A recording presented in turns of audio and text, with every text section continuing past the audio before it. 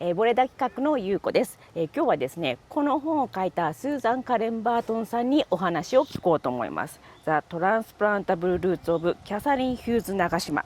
日本で出会ったウェールズ人というお話です。では聞いてみましょう。Hello, Susan. Hi.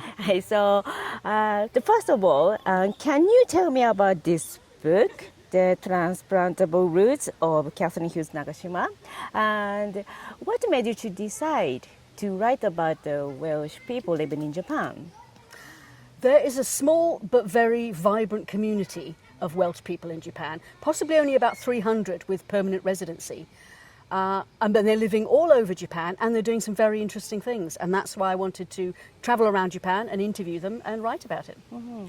Did you find any similarity or anything in common among them, the Welsh people living in Japan? Yes, one thing that surprised me was how well they picked up Japanese and how fast. And I think the reason is because many of the interviewees are already bilingual in English and Welsh. Right. So they grew up bilingual. So it was no problem for them to pick up a third language. And they were taking Nikyu in the space of 1 year, and that did surprise me. Mm-hmm. The other thing I would say is I had to travel to some very remote places in Japan. I travelled to a small town in Hokkaido, Furano, where there's Ezo bears. Really? Yeah. And then I took 3 trains and a car ferry to Osaka Kamijima Island to visit a Welsh guy who is running a vegan farm out there. A lot of the Welsh residents of Japan love to live in the wilds of Japan. Like in Wales. Exactly. And when I say, why do you live here? They say, reminds me of Wales.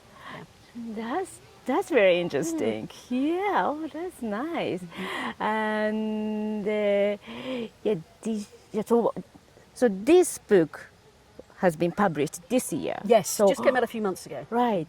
So why you intended to publish this book this year for this Wales Japan year? I only found out that it was the year of Wales in Japan, 2025. I only found out about it this February. So it's a complete coincidence that my book is published this year. Perfect timing, isn't it? But of course, it should have been published. I got the contract. Actually, I won the New Welsh Radar Prize to write the book in 2020. But of course, we were in lockdown. Right. And Japan didn't open up again till the end of 2022. Right. So I couldn't come out here till 23. Uh-huh. Yeah. Right. So it's a happy coincidence that it's published this year. Oh, yeah. It's a good coincidence, and brought you back here. Yes. Yes. Right. Yeah, and we're gonna have a event, the Welsh cultural event in Osaka, and you and I also joining that event for the talk session.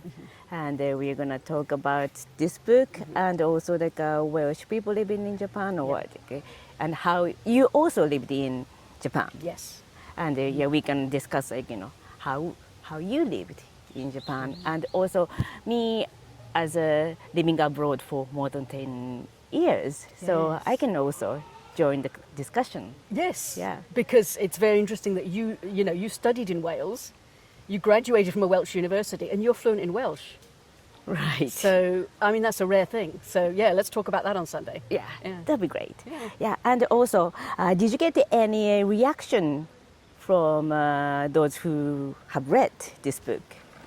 Reaction or feedback? Well, feedback, yes, certainly. I've had a lot of positive feedback. First of all, from Welsh people, because it is such a small community, they've been quite happy that people have recognised them. And hopefully with this year being the year of Wales in Japan, there's more recognition for the fact that Welsh people in this country are very different from other Brits. Mm-hmm. Yeah. And I think a lot of Japanese people don't actually know that there is a country called Wales and that, it's a separate country and they speak a completely different language from the rest of Britain. So the Japanese people who've read this book sometimes are quite surprised that I'm writing about a different country within Great Britain. Yeah, but I actually recommend for the Japanese people who learn English to read this book because it's about Welsh people live in Japan, but it's also you included some write about the Japanese society. So, as a Japanese who have who can share that background of Japanese society, it's easy to read. So I would recommend, actually that the book is this big, this thick, but it's just, but it's easy to read actually. So difficult to carry, but easy to read. So I really enjoy this book. Thank you. And of course you're in it, and there are several other Japanese people in it as well in it, who have gone to Wales and joined as quite a vibrant Japanese culture in Wales, because of course there have been so many Japanese companies there. And of course there was a Saturday school in Cardiff as well. Right.